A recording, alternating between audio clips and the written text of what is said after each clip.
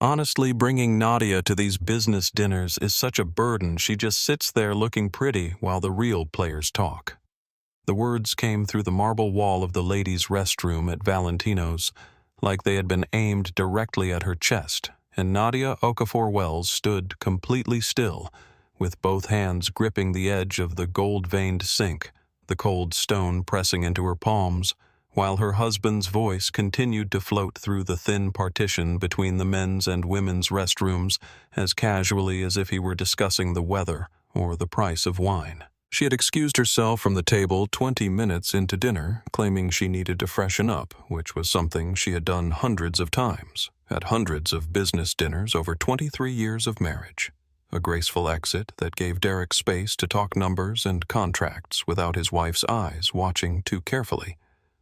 But tonight, something had made her linger at the mirror longer than usual. Something in the way Cassandra Hartley had leaned just a few degrees too close to Derek when she refilled his glass. Something in the way Derek's hand had rested on the edge of the table just inches from Cass's wrist. Something unspoken and practiced and entirely too comfortable. "Cass actually understands the deals we're making." Derek's voice continued warm with admiration in a way Nadia had not heard him speak about her in years, and the man he was speaking to. She recognized the voice as his business partner, a man named Frank who had eaten at their dinner table no fewer than a dozen times, chuckled appreciatively, and said something about how attentive Cass was compared to most assistants, and Derek laughed in a way that made Nadia's stomach turn slowly, like something curdling. "She's brilliant with numbers and knows how to handle a real man's needs," Derek said. And the casual ownership in those words. The ease with which he spoke about a woman who was not his wife while his wife stood 20 feet away on the other side of a marble wall was somehow more devastating than any shouted accusation could ever have been, because it meant this was not a slip or a moment of weakness. This was simply what he thought. What he had always thought, stripped of the performance he put on when Nadia was in the room. "Your wife does bring in a lot of social connections, though." A third voice offered diplomatic and slightly uncomfortable, and Nadia recognized it as belonging to a man named Gerald, a developer who had secured his first major contract through an introduction Nadia had personally arranged through her family's network 3 years ago. Her family's money. Derek scoffed, and his voice had a particular texture of contempt that sounded practiced. That sounded like something he had said many times before to many different people. "That's all she's ever been, good for a pretty face and daddy's inheritance. But Cass, she's the future.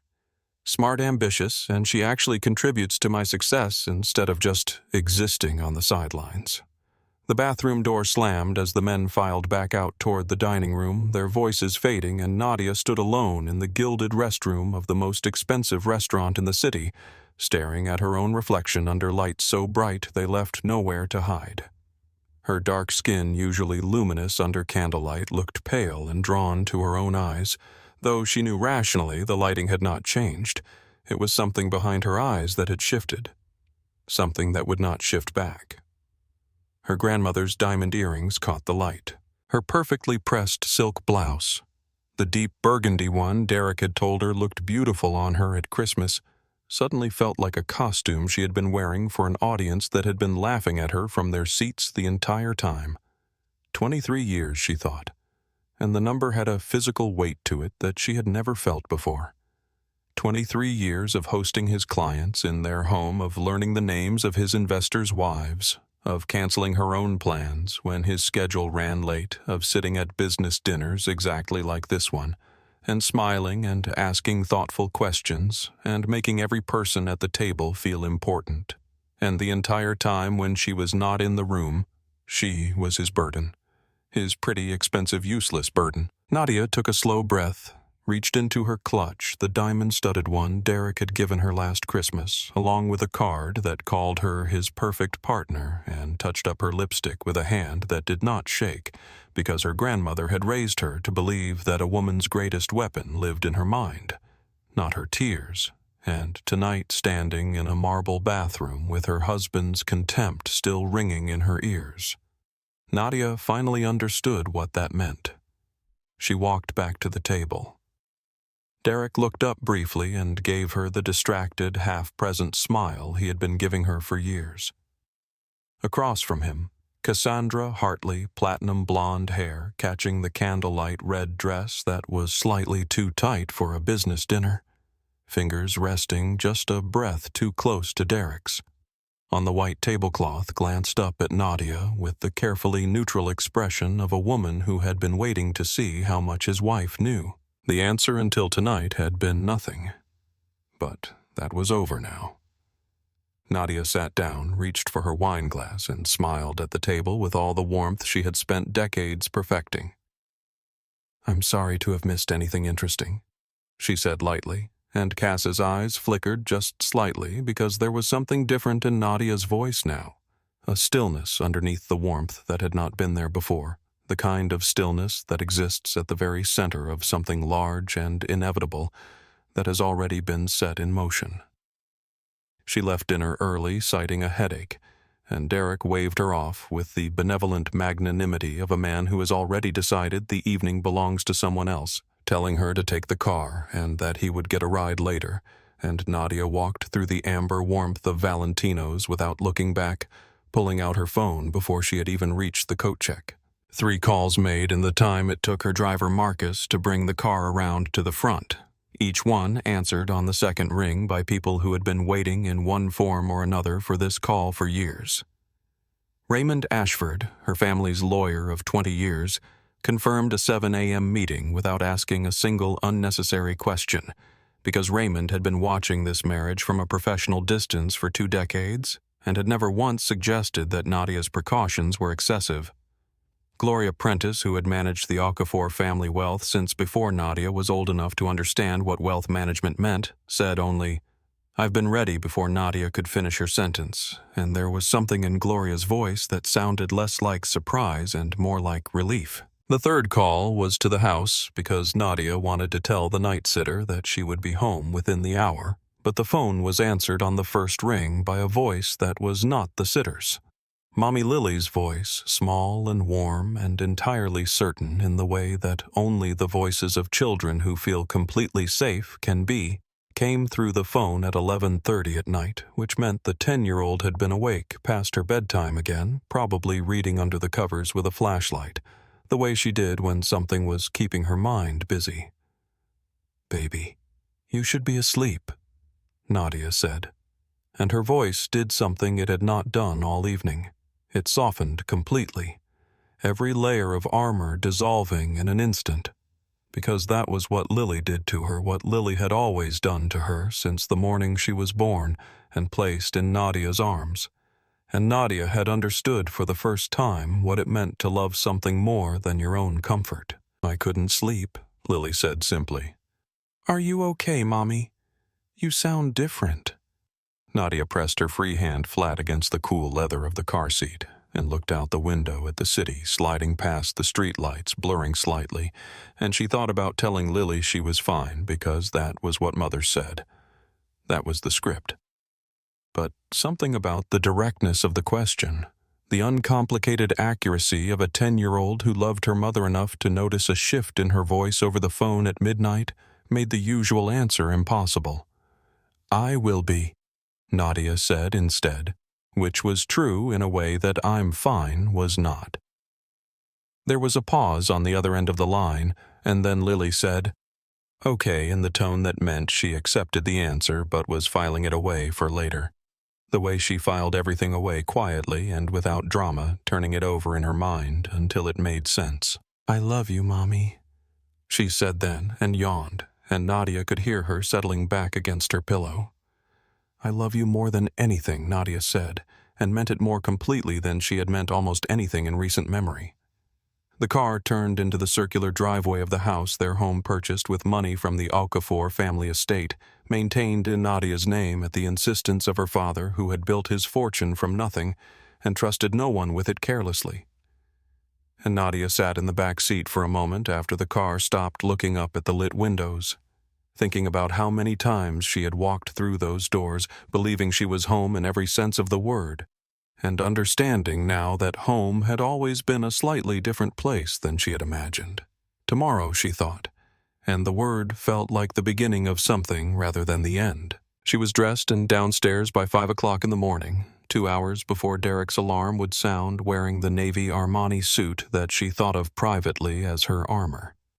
Not because she needed to look powerful for anyone else, but because the particular weight of well-cut fabric against her shoulders had always had the effect of making her feel like the version of herself she sometimes forgot she was allowed to be.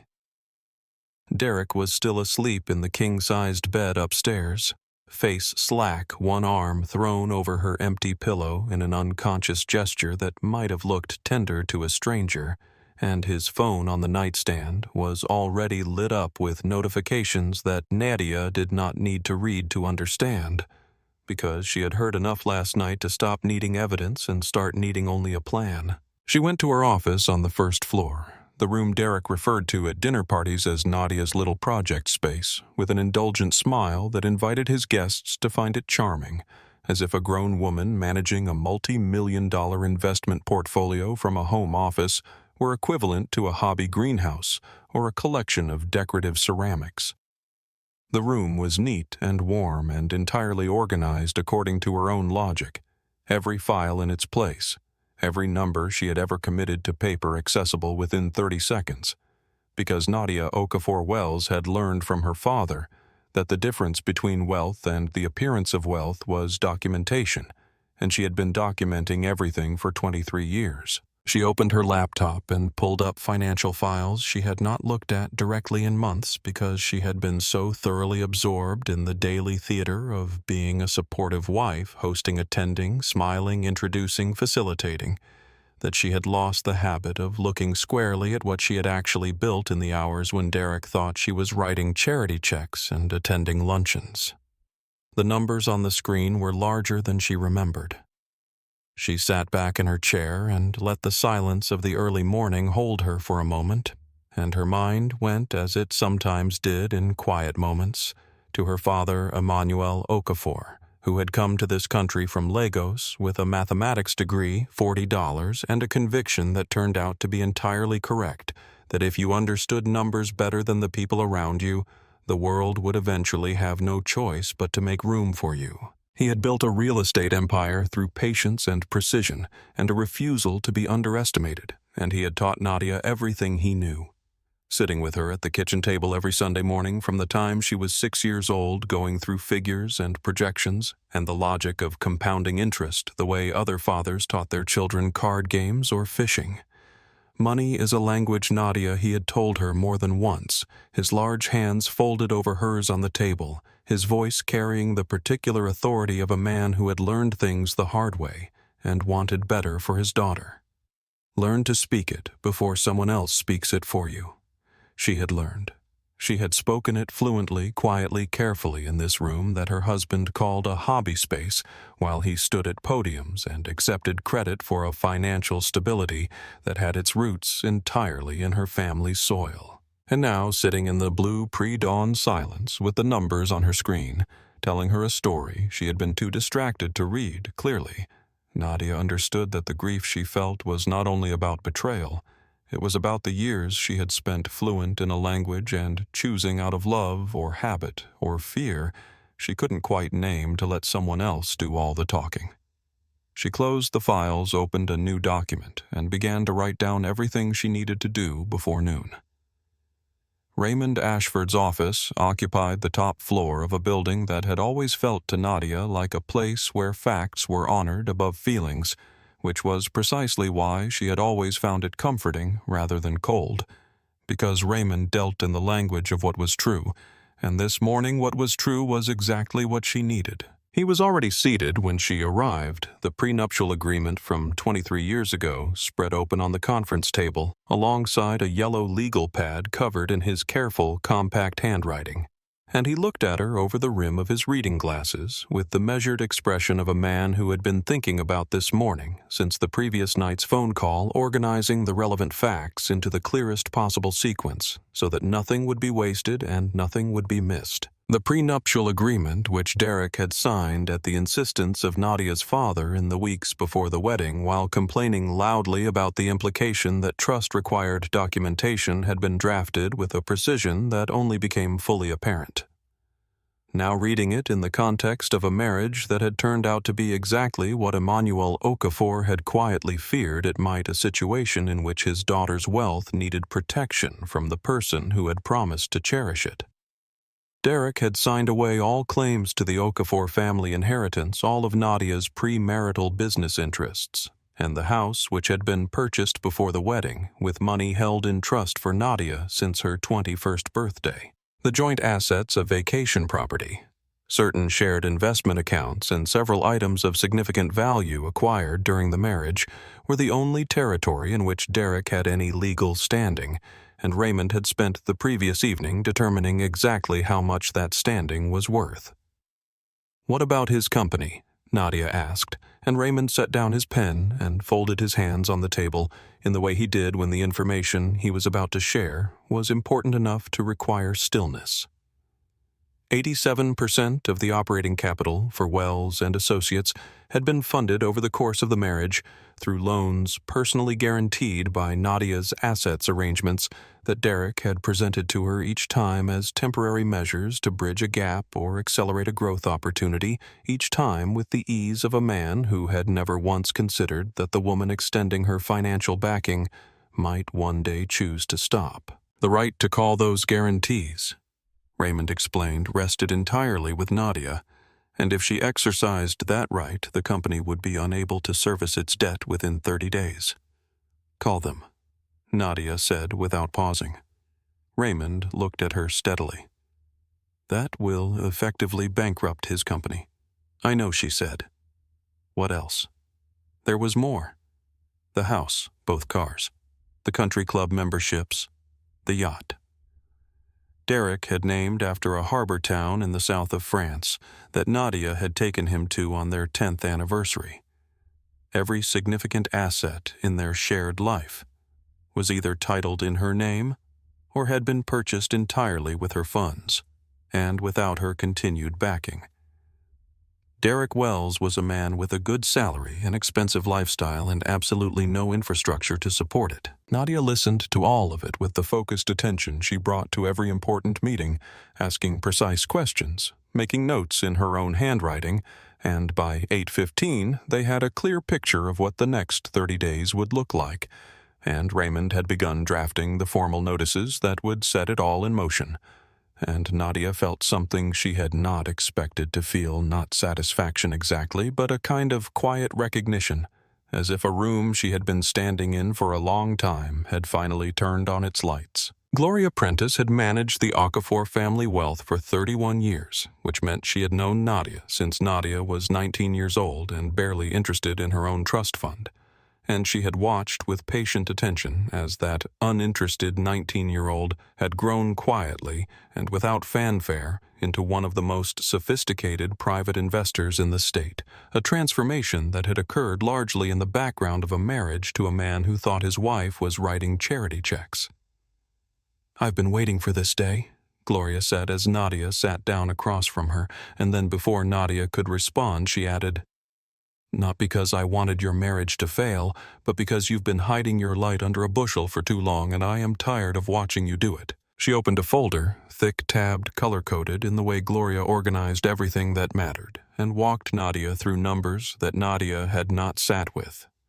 All at once, added together, looked at as a single portrait of what she had actually accumulated in the years she had been existing, as Derek put it on the sidelines. Personal liquid assets, $700 million. Investment properties across 4 states, another $300 million. Business partnerships, trust funds, and equity stakes in 14 companies, approaching $2 billion in total. Nadia stared at the page for a long moment without speaking. "You're not just wealthy," Gloria said with the directness of someone who had spent 30 years believing that clarity was a form of kindness. "You are one of the wealthiest private individuals in this state. You could purchase Derek's entire company without it registering as a meaningful transaction in your portfolio. The room was quiet, and what Nadia felt was not pride she had always known in the abstract that she had money, but something closer to grief. The specific grief of understanding how thoroughly she had allowed someone else's smallness to define the space she occupied. She had been living as Derek's dependent, managing herself to fit inside the boundaries of his comfort, shrinking her ambitions and her visibility to keep the peace while sitting on a fortune that could have funded a small country's infrastructure. Gloria also reminded her gently, but without softening the point, that the foundation Nadia had started 8 years ago, the Okafor Foundation, which had helped more than 2,000 women launch their own businesses through grants. Mentorship and access to Nadia's professional network had consistently been introduced at public events as the Wells family philanthropy, because Derek understood the value of being attached to generosity without the inconvenience of actually generating it. They spent the next 2 hours moving money into accounts whose existence Derek had never been made aware of. International holdings, protected trust structures, and investment vehicles that had been part of Nadia's portfolio for years, but never disclosed in the casual financial conversations Derek occasionally condescended to have with her about household money. By the time they finished, Nadia's accessible assets were secured in ways that no divorce proceeding could easily reach, and Gloria set down her pen and looked at her across the desk with an expression that held something between professional satisfaction and personal warmth. "He called you a burden," Gloria said. "He did," Nadia agreed. A burden, Gloria repeated as if she needed to hear the word one more time to fully appreciate its absurdity. The woman whose family money built his reputation, whose network opened his doors, whose signature kept his company solvent, a burden. Nadia stood up and picked up her briefcase. "He won't be saying it much longer," she said. The apartment on the 42nd floor of a building 6 blocks from the family home was a space Nadia had purchased 2 years ago as what she had described to her accountant as a long-term urban residential investment, which was true in every technical sense. And also, she now understood an instinct she had been acting on without consciously acknowledging what the instinct was telling her, that she might need a place to go that was entirely hers, that had never been Derek's, that held no residue of the life she had been living. Diane Mercer was already there when Nadia arrived, seated at the kitchen table with a laptop, a coffee she had made herself from the beans Nadia kept stocked in the apartment, and the quietly efficient manner of a woman who treated other people's worst moments with the same professional steadiness that surgeons bring to operating rooms, not coldly, but without flinching, because flinching helped no one. The photographs were extensive and entirely unambiguous. Derek and Cassandra Hartley at restaurants. Nadia recognized places where she herself had been a regular. Places where the staff knew her name and her preference for still water over sparkling holding hands across candlelit tables, with the comfortable ease of 2 people who had stopped being careful. Hotels charged to company credit cards during client meetings that appeared in Derek's calendar with generic descriptions. A particular sequence of photographs taken in the parking structure of Derek's office building that Nadia looked at briefly and then set face down on the table because she had seen enough to confirm what she already knew and had no need to study the details. But the financial information was what Diane presented with the particular gravity of someone who understood that money in situations like this one was not secondary to the emotional betrayal. It was the betrayal made concrete, made measurable, made legally actionable. Derek had been padding project costs for years, submitting invoices to Nadia as the primary investor in his company for expenses that had been negotiated down by contractors and quietly pocketed. The Peterson contract, which Derek had praised Cass for saving at the dinner just 2 nights ago, showed inflated materials costs of nearly $400,000. The difference between what was billed and what was actually paid sitting in an account that bore Derek's name and Cass's fingerprints in equal measure. Conservative estimate over 5 years, close to $2 million, drawn from investment funds that had been backed by Nadia's personal guarantee and used in part to finance an affair with his secretary. Nadia sat with that number for a moment. not the total which she could absorb without it changing her life materially, but the meaning of it, the particular quality of contempt it represented. He had stolen from her to impress another woman. He had taken her trust and her money and her 23 years of loyalty and converted them into hotel suites and jewelry that had never appeared in her box and romantic dinners that had been filed under business development. And then he had come home to the house she owned and eaten the food she paid for and told her she was a burden. "I want everything documented," Nadia said. "Every receipt, every discrepancy, every inflated line item going back as far as you can trace it. I want a case so clear that his own lawyers will tell him settlement is his only option." Diane looked up from her laptop. "You'll have it by end of business tomorrow," she said and closed her notebook. She drove back to the house in the early evening, the city soft and golden in the slanted late afternoon light, and when she walked through the front door she could hear Derek in his study with the door half open, his voice carrying the particular low, warm register he used when he was performing intimacy for an audience of one. And Nadia did not pause in the hallway, did not press herself against the wall to listen, because she had heard enough, and she walked upstairs and into the bedroom and began with careful deliberateness to sort through the things that were hers from the things that were simply there. Her grandmother's jewelry kept in a velvet case at the back of the top drawer. The pieces her grandmother had brought from Accra passed to her mother, passed to her, each one carrying a weight of history and love that had nothing to do with Derek and never had. Personal documents kept in a locked box she had always maintained independently. The clothes she actually loved as opposed to the ones Derek had chosen for her. The structured and conservative pieces he preferred her in the ones that communicated a particular kind of wife to the people in their social world. She was folding a cashmere wrap when she became aware that she was not alone. Lily was standing in the doorway in her pajamas, the soft blue ones with the small yellow stars, holding the worn brown bear she had slept with since she was 3 years old. Her dark eyes moving from the open suitcase on the bed to her mother's face with the quiet, careful attention of a child who had learned without anyone teaching her directly that the adults in her life sometimes carried things they hadn't named yet.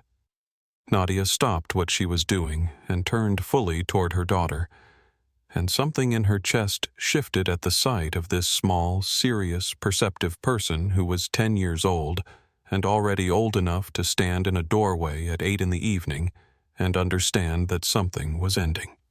Mommy Lily said, not as a question, just as a word that meant I see you and I'm here. "Come here, baby," Nadia said, and Lily crossed the room and leaned into her mother's side, and Nadia held her daughter in the middle of the bedroom. They would not sleep in again, and Lily didn't ask what was in the suitcase or where they were going because she was 10 years old and already instinctively understood that some questions needed to wait. But she did ask, after a moment, in the small, careful voice she used when she had been thinking about something for a while. "Mommy, if we go somewhere new, do we take the memories with us?" Nadia pulled back enough to look at her daughter's face.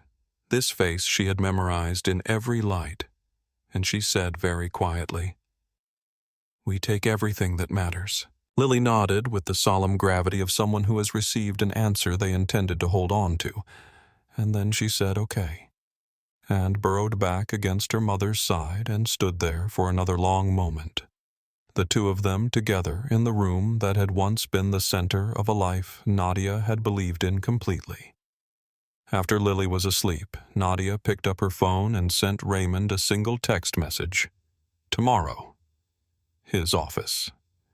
Make sure Cassandra Hartley is present." She ate breakfast alone at the kitchen table the next morning, the one that faced the garden, watching the roses her gardener tended with the money she paid him move slightly in the early morning wind, their petals the deep red she had chosen herself from a catalog of options that Derek had shown no interest in, because the garden had never mattered to him the way it mattered to her. The garden and the art on the walls and the furniture chosen with patience and an eye for beauty that had nothing to do with impressing anyone and everything to do with creating a space that felt to Nadia like something worth coming home to. Derek came downstairs at 7:45 in his tennis whites, moving through the kitchen with the easy confidence of a man who had never once questioned whether the space around him was truly his, opening the refrigerator and closing it, pouring coffee from the pot she had already made, glancing at his phone and typing something quickly with a small private smile that he did not notice her noticing.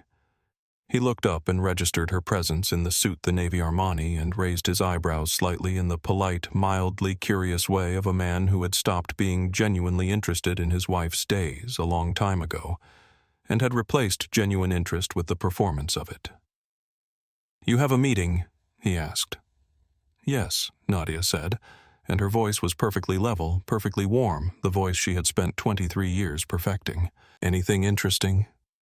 She looked at him across the kitchen table, across the surface she had chosen and the coffee cups she had bought, and the morning light coming through the windows she had insisted on during the renovation 7 years ago, because she had wanted the kitchen to feel alive, and she said, "One of the most important ones I've had in years," and smiled at him in a way that was entirely true.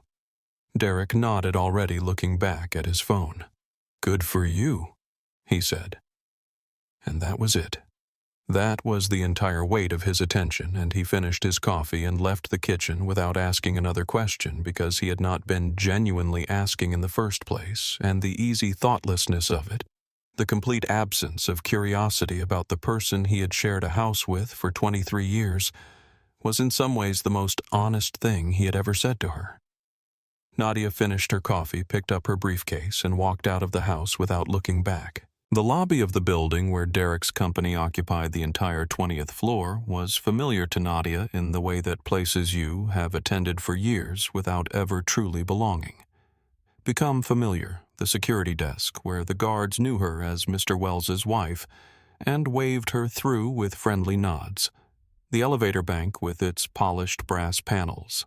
The particular smell of climate-controlled corporate air that she had breathed at company parties and client events, and the various performances that constituted her life as Derek's partner in public. Today she signed in at the security desk as Nadia Okafor Wells, which was the name on her legal documents and her investment accounts and her foundation's letterhead.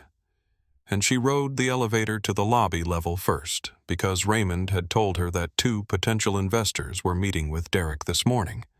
Men she recognized from the city's financial circles, careful and experienced men who understood that due diligence extended beyond quarterly reports to the question of who exactly was underwriting the risk. She found them in the lobby cafe finishing coffee before heading up, and she greeted them with the warm ease of a woman who has been moving through these circles for 20 years and knows every person in them by name, by background, by the specific nature of their financial interests, which she did, because she had been the one who cultivated most of those relationships, who had introduced Derek to half the serious money in this city through her family's network and her own carefully built reputation. The conversation was brief and gracious and surgically precise. Nadia expressed warmth, asked about their families, mentioned that the Okafor Foundation was shifting its investment priorities toward sustainable development and women-owned enterprises, and noted with a pleasant smile that her personal financial interests were realigning in ways that might affect some of the projects she had previously been associated with, and the 2 men who had not become wealthy by misreading signals understood every syllable of what she was and was not saying. They left the building 6 minutes later with the distracted, recalculating expressions of people who have just had a foundational assumption revised. Nadia took the elevator to the 20th floor. The hallway was exactly as she remembered the framed project photos on the walls, the awards and testimonials that lined the approach to Derek's corner office, many of which commemorated successes that Nadia's money had made possible. She walked past them without looking, nodding to employees who greeted her with surprised warmth and stopped outside the glass-walled conference room where Derek sat at the head of his table leaning toward the woman beside him with the easy familiarity of a man entirely comfortable in his deception. Cassandra Hartley, platinum blonde hair pulled back today, but still catching the fluorescent office light.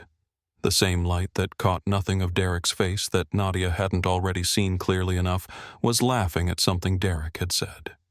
her hand resting briefly on the edge of his forearm before she caught herself and shifted to her tablet, and the whole thing was so ordinary and practiced and unguarded that it was almost worse than the photographs. Diane Mercer's contact, the woman Raymond had arranged for the formal service, appeared at Nadia's elbow. "Ready?" she asked quietly. Nadia watched Derek through the glass for one more moment. This man she had loved. This man. She had built a life for this man who had looked at everything she gave him and decided the word for it was burden. And then she pushed open the door and walked in. Derek looked up with the mild irritation of a man interrupted during something important, and then his expression shifted through surprise and into something harder to name, a kind of recalibration, a reaching for the social script that had always worked before the warm deflection that had served him for 23 years. But Nadia was already stepping aside, and the woman from Raymond's office was already moving forward, professional and unhurried, and the envelope changed hands before Derek's expression had finished deciding what it wanted to be. "Derek James Wells," the process server said clearly in the tone of someone reading from a document. "Rather than making a personal declaration, you are being formally served with divorce proceedings and a notice of intent to call all outstanding loan guarantees currently secured by the assets of Nadia Okafor Wells, effective immediately." The silence in the room had a particular quality that Nadia would remember for a long time afterward. Not dramatic, not theatrical, just the honest silence of something that had been a long time coming, finally arriving at its destination. Cassandra Hartley stood up from her chair, and the motion was involuntary, the reflex of someone whose body has understood something before their mind has caught up, and she looked at Derek with an expression that moved rapidly through several phases before settling into something that was partly fury and partly the dawning recognition of having been lied to in ways she was only now beginning to count. "You told me you were separated," she said, and her voice was quiet but had an edge in it that was not directed at Nadia. "You said she knew. You said it was just a formality keeping you in the same house." Cass Derek started. "He said the same thing to me," Nadia said, and her voice was calm and clear and entirely without malice, because this was not about Cass, and she had never thought it was Cass was a complication, not the source. He told everyone what they needed to hear to keep things comfortable for himself. That's what men like Derek do. She turned to face her husband directly, and he was holding the envelope with both hands, and his face had gone a particular shade that she had never seen before. Not anger, not sorrow, but the specific pallor of a man watching the infrastructure of his life dissolve.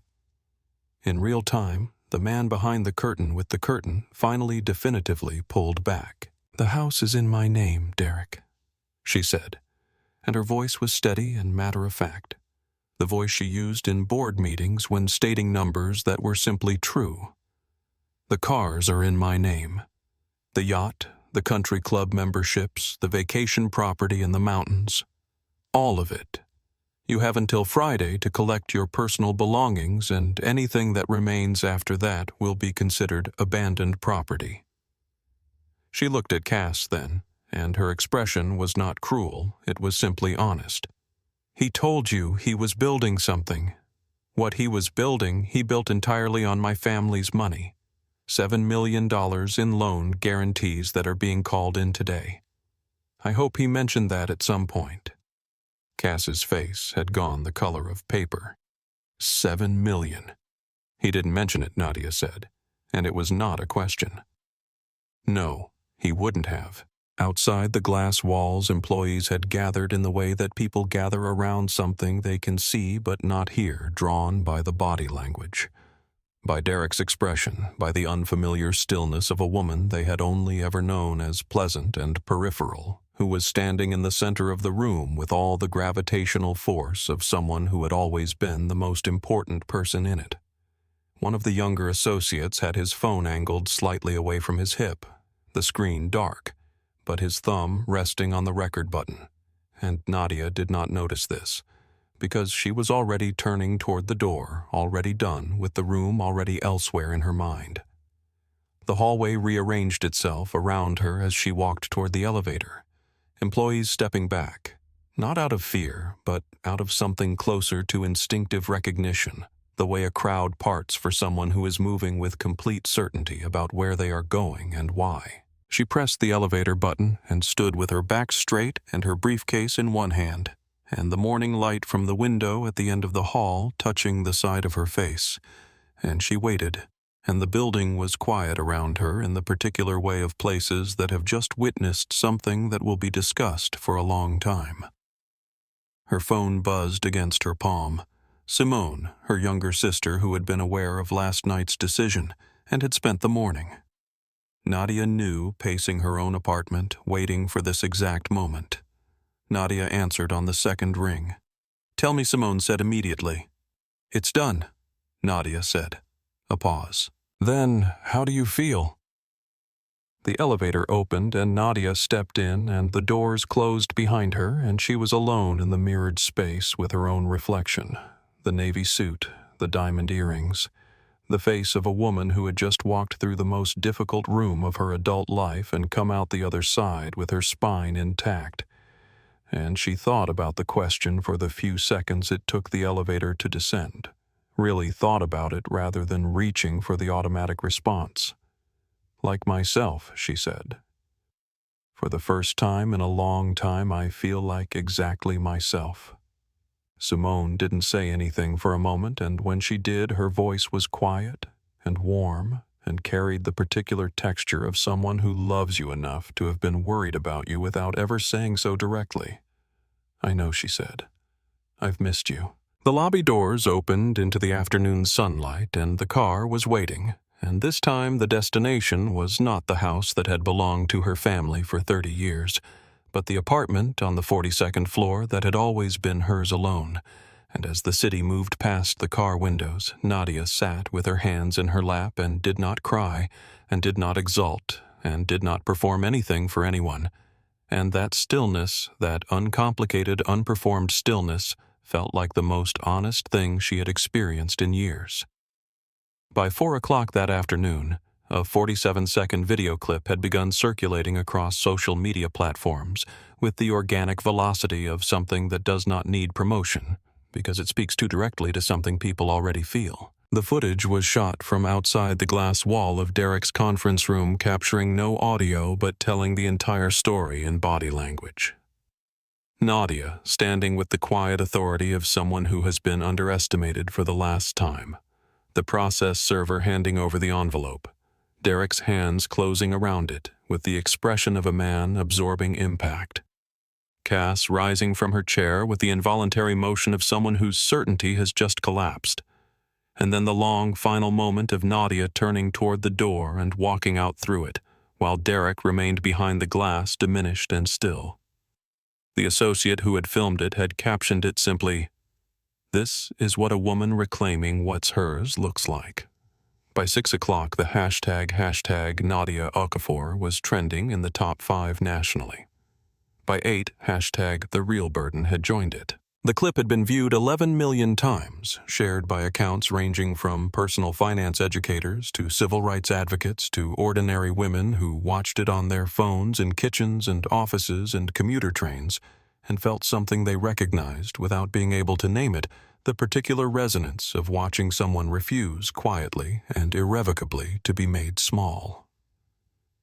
Business reporters began pulling on threads that the public had never had reason to examine before, because Derek Wells had been such an unremarkable story, a moderately successful businessman with a beautiful wife and a respectable reputation, that no one had thought to look closely at the architecture beneath the surface. What they found once they started looking was that nearly every significant success in Derek's career had a foundation that traced back to Nadia Okafor Wells, her family's capital, her network, her name, her personal guarantee on debts that he had presented to the world as his own risk and his own achievement. The woman he had called a burden, it turned out, had been the entire building. Financial commentary accounts posted breakdowns. Women's networks shared the clip with long captions about the invisible labor of wives who enable their husbands' public success while receiving none of the credit and all of the contempt. The phrase, "the real burden," entered the cultural conversation with the speed of something that has been waiting for the right words to arrive. Nadia did not post anything. She did not need to. Derek called Nadia's phone 11 times between 3 o'clock and midnight, and she looked at each incoming call and set the phone back down because there was nothing he could say to her, now that needed to be said. And the calls were not really about her anyway. They were about the company, the loans, the investors who had begun withdrawing the clients, who were reconsidering their contracts, the social fabric that was unraveling around him at the speed of a news cycle that had decided he was interesting. The 3 banks he approached for emergency financing turned him down within hours of each other because the assets he would ordinarily have used as collateral were either titled in Nadia's name, tied up in divorce proceedings, or guaranteed by a woman who had just made it publicly and legally clear that she was done guaranteeing anything connected to Derek James Wells. Cass, by all accounts that reached Nadia through Diane's network of contacts, was not handling the collapse with any more grace than Derek, which was perhaps understandable given that she had spent 2 years building her understanding of her future on a foundation she had just discovered was entirely borrowed. Her mother called the office. The conversation was overheard by enough people to ensure it was widely reported, and expressed her feelings about her daughter's choices with the unsparing clarity that only mothers can muster her voice carrying through the glass partition of Cass's office, while 3 colleagues pretended to be absorbed in their monitors. Cass's ex-boyfriend learning through the same social media that everyone else learned through that. The man she had left him for was facing bankruptcy and fraud allegations, called to inform her that she was an idiot, which was unkind but not entirely inaccurate given the available information. By the following morning, 3 of Derek's largest clients had canceled their contracts, citing concerns about financial stability and leadership integrity, in the kind of formal language that corporate lawyers draft specifically to avoid saying what they actually mean. The country club informed Derek by letter that his membership attached, as it turned out, to the Okafor family corporate account had been suspended, pending the resolution of the divorce proceedings. And when Derek arrived at the club that weekend for his standing golf game and was turned away at the door, he created a scene in the entrance that was witnessed by enough members of their social circle to ensure that his public humiliation was complete and thorough and entirely of his own making. "He's trying to use your connections even now," Diane reported to Nadia. "He reached out to 3 of your major clients this week, presenting himself as an independent consultant. All 3 called me to let me know," Nadia said. Diane looked up from her notes. Of course they did. Simone arrived at the penthouse at 7 o'clock on the 3rd evening with 2 containers of jollof rice she had cooked in her own kitchen. The particular recipe their mother had taught them both from the same handwritten card that now lived in Simone's kitchen drawer, and the smell of it, the tomatoes and the spices, and the particular warmth of food made by someone who loves you, did something to Nadia's chest that the most elegant meal in the finest restaurant in the city had never managed to do. They sat at the kitchen island together, the way they had sat at their mother's kitchen island as girls, plates in front of them, and the city visible through the floor-to-ceiling windows. And Simone let her eat for a while before she asked the question she had clearly been holding since the previous night. "Do you have regrets?" she said. And she was careful to make it a real question rather than a leading one, because Simone had always understood that Nadia needed room to arrive at her own truth without being guided toward someone else's preferred version of it. Nadia thought about it genuinely, the way she thought about everything that mattered, slowly and without rushing to the comfortable answer. The 23 years. The home she had built.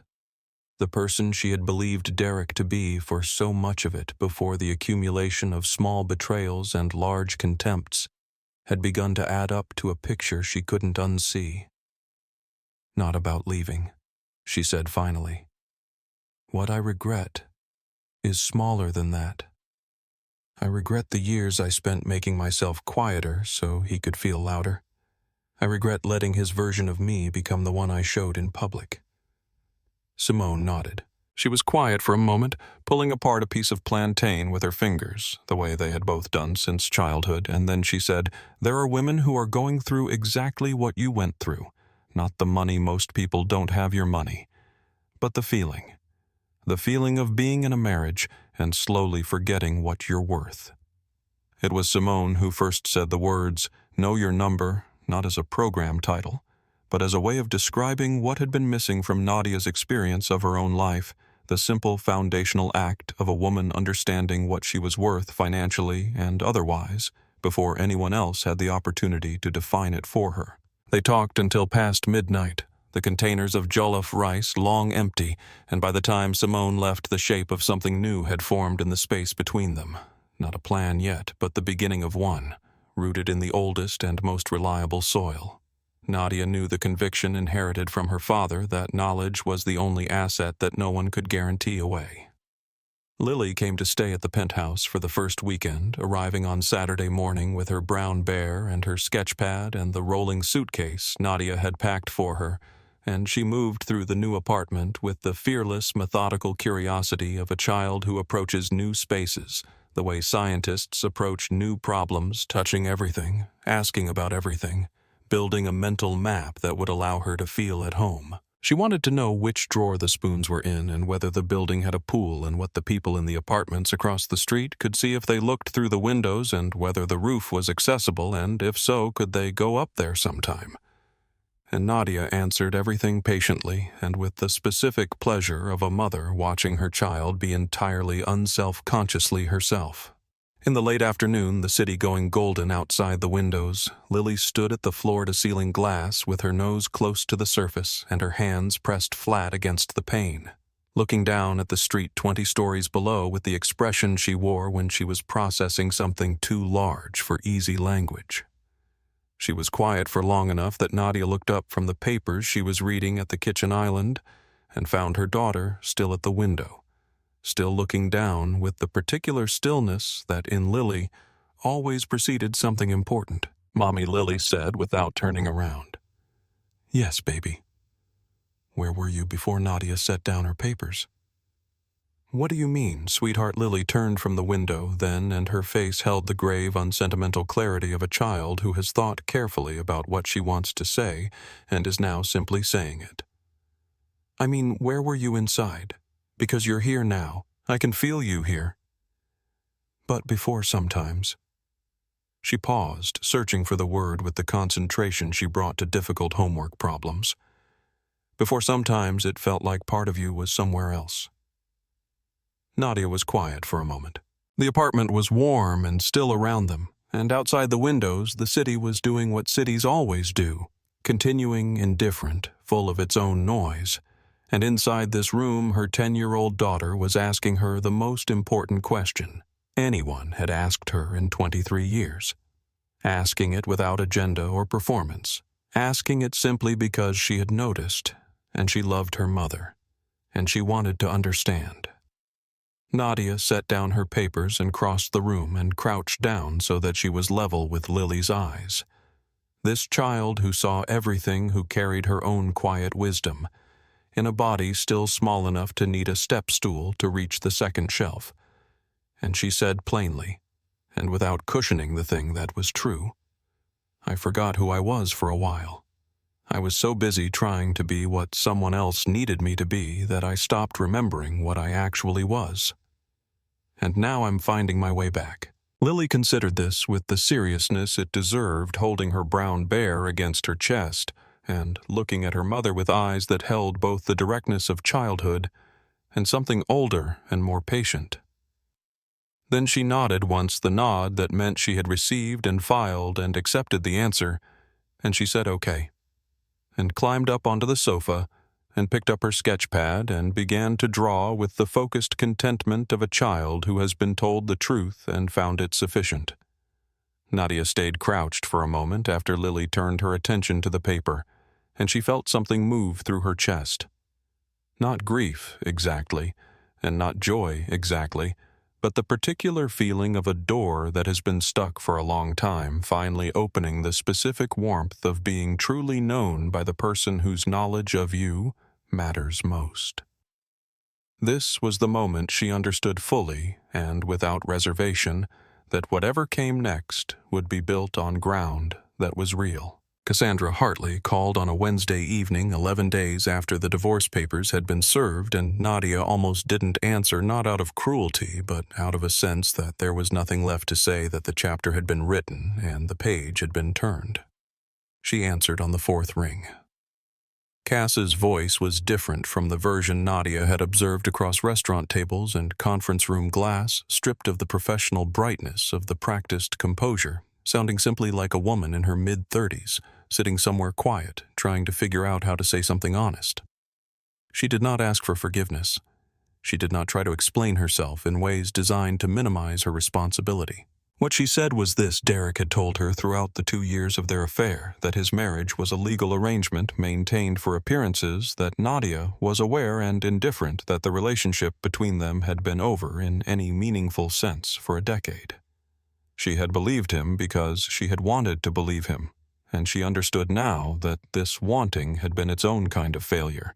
But she also needed Nadia to know that she had not understood the full shape of the lie she was living inside. "He used me the way he used you," Cass said, and her voice was steady in the way of someone who has arrived at an understanding that cost them something. "He needed me to feel important to him so that I would keep working harder for his success. He needed you to feel loved by him so that your money would keep backing his ambitions. The difference is that you had 23 years invested. I only had 2. Nadia was quiet on her end of the line, sitting at the kitchen island in the penthouse with the city lights coming through the windows, and she listened to this woman who had participated in the damage to her marriage and also been damaged by the same man. And she felt the complex human truth of it, that most villains are also from some angle victims, and that understanding this does not require you to absorb the damage they caused. "I'm not going to tell you what to do with what you've learned," Nadia said finally. "But I'd suggest you don't waste it." She ended the call and sat for a moment in the quiet of her new home, and she felt not warmth toward Cass, not resentment either, but the clean and uncomplicated sense of a door closing on something that no longer had the power to define her. Raymond called on a Thursday morning 3 weeks after the initial filing with the offer. Derek's lawyers had constructed 60% of jointly held marital assets in exchange for Nadia withdrawing the financial misconduct allegations and allowing the loan guarantees to be renegotiated rather than called immediately, which would effectively give Derek's company a lifeline while giving Nadia a settlement that looked on paper generous. Nadia listened to the offer fully, without interrupting, the way she listened to every proposal that was brought to her, because her father had taught her that you could not evaluate what you had not fully heard, and that the most dangerous mistakes were made by people who stopped listening before the sentence was finished. When Raymond had finished, she was quiet for a moment, and then she said, "What percentage of those jointly held assets were purchased with my money or my family's money?" Raymond looked at the relevant column on the sheet in front of him. "Based on our documentation, 91%.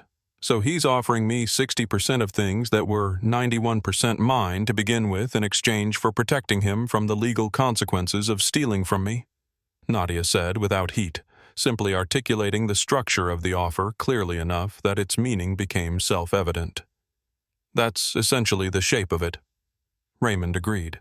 She thought about it, not the money, which was not the point, but the question of what outcome she actually wanted from this process, what justice looked like when you were the kind of person who believed that justice was about restoration rather than punishment, about changing the conditions that allowed something to happen rather than simply extracting satisfaction from the person who happened to be standing in front of you.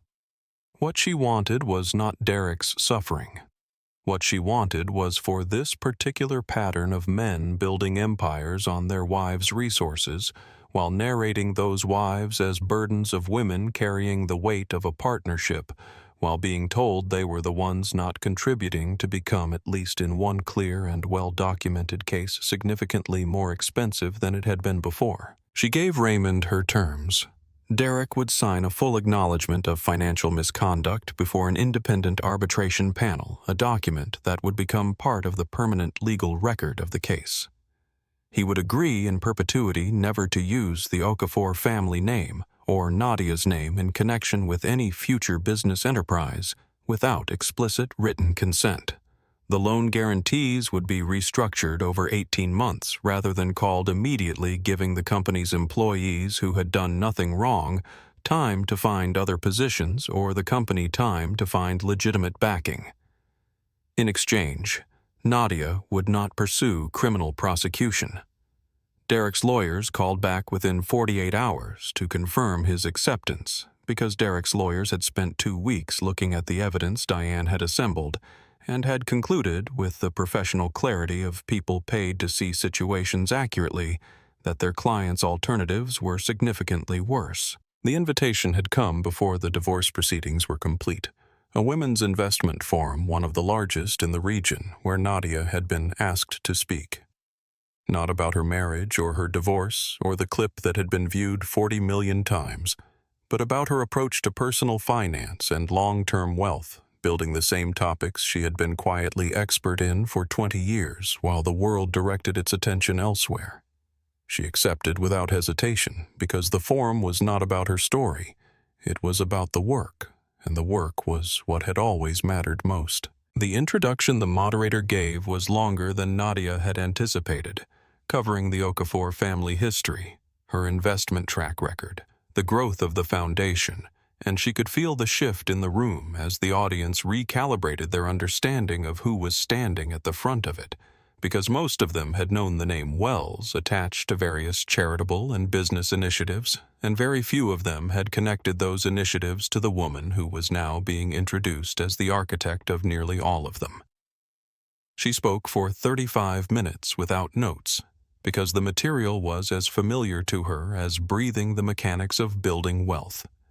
The importance of understanding your own financial position as a foundation rather than a footnote, the specific and overlooked power of knowing your own numbers before anyone else has the opportunity to define them for you.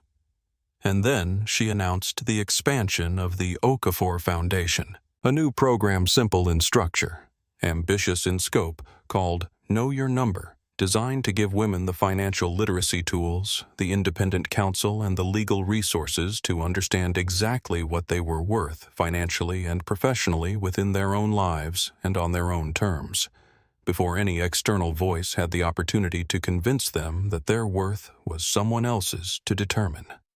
The room responded with the kind of attention that feels different from ordinary applause, the attention of people who recognize that something being said in front of them is directly relevant to their own lives in ways they hadn't fully articulated before. The photograph taken in that moment, Nadia at the podium, the light catching her grandmother's diamond earrings, her face carrying the particular expression of someone who has arrived after a long and difficult journey, exactly where they were always meant to be, was shared more than 2 million times before midnight, with the hashtag that no one had planned and everyone reached for, instinctively #KnowYourNumber.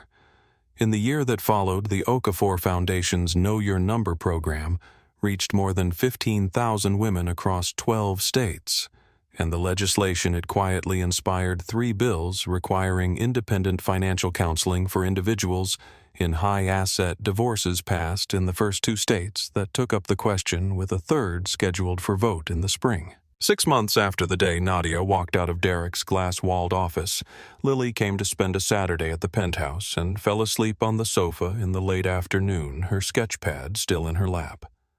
When Nadia gently took the pad to set it on the coffee table, she saw what Lily had been drawing. 2 figures standing at the top of a tall building looking out over a city, rendered in careful colored pencil, and at the bottom of the drawing in the deliberate, slightly uneven letters of a child who takes her words seriously. Lily had written, "Mommy and me, no burdens." Nadia set the drawing on her desk the next morning, directly beside the photograph of her father, Emmanuel Okafor, the man from Lagos who had taught her that money was a language, and she looked at both of them for a long moment. This man who had given her the tools, and this child who would inherit the world those tools were building, and she understood that the story she was living now was not the story that had been interrupted on the night she stood in a marble bathroom with her husband's contempt ringing in her ears. It was the story she had always been meant to tell. She had simply needed to hear herself called a burden before she remembered with total clarity exactly how much she could carry. If this story moved you, if you've ever watched someone underestimate the wrong person and felt the satisfaction of what comes next, share it with someone who needs to hear it today, and subscribe to our channel for more stories about courage, justice, and the people who refuse to stay small.